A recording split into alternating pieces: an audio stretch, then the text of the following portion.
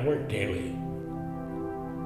I might not physically work on a piece that day, but I'm thinking about it. And sometimes I'll think weeks in advance, refining it, and refining it. And the simplicity of my work is very complicated. The only limitations are you yourself. If you're the creator or the person viewing it, those are your limitations. And I'm trying to break down that barrier. I'm just dividing the page. You have 4 corners and 4 edges. You have to deal with those first. If you don't deal with those properly, what's in the center really doesn't make that much difference, But if you do that properly, then you can work your way in. If you're a beginning student, say in life drawing, first thing you don't draw the hands, the head, or the feet, because they're the hardest. So you just kind of throw them off the page someplace.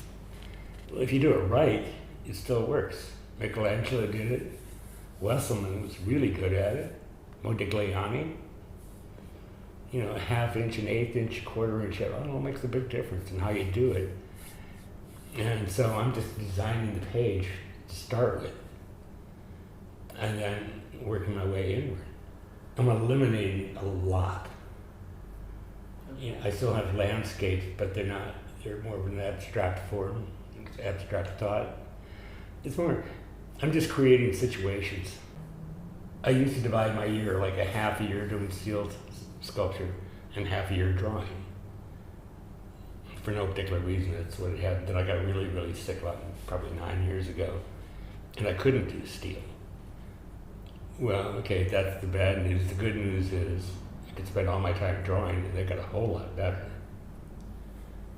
And they were very, very minimal. I'm not sure what you call them now. But, I concentrated all my time and effort just on the drawings, and they got a lot better.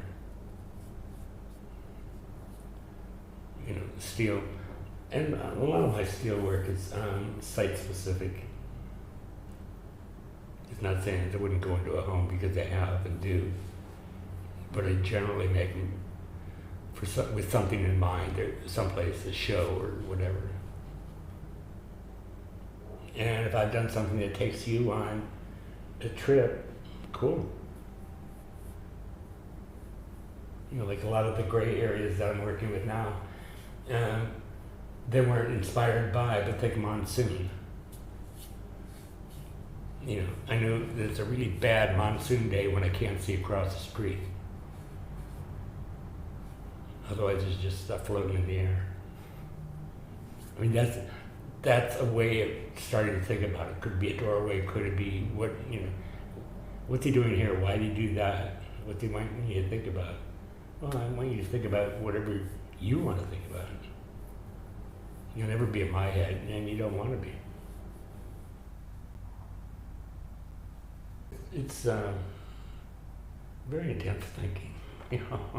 I once had a 10-foot long piece of steel that was buried in the wall, and I spent an entire week trying to make up my mind between a half-inch and 5/8 of an inch. Experience everything. Don't rule anything out. Everything is an experience that you can learn from. And if I don't learn something every day, I have a really crummy day. And I don't have many crummy days. A different way to tie your shoelaces, whatever. Something small or large is out there to be learned. It really is no different than Michelangelo's work. If you look at his drawings,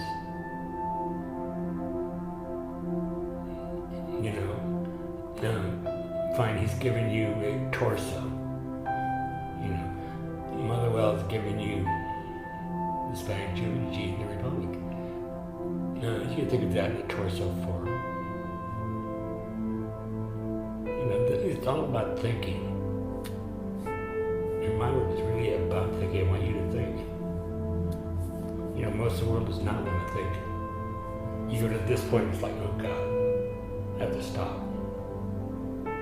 This is hard work. or it can't be done. Well, in my mind, there's no such thing as it can't be done. Not possible. It can all be done. You have to figure a way to do it.